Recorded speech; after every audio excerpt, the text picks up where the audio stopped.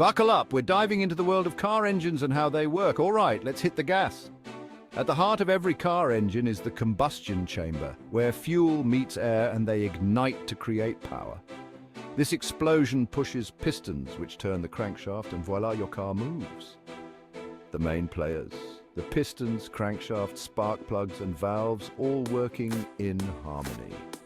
Think of it as a perfectly timed dance. So next time you hear that engine roar, you'll know what's happening under the hood. Don't forget to hit like, share and subscribe for more revved up content. And drop a comment if you've got any burning questions about engines.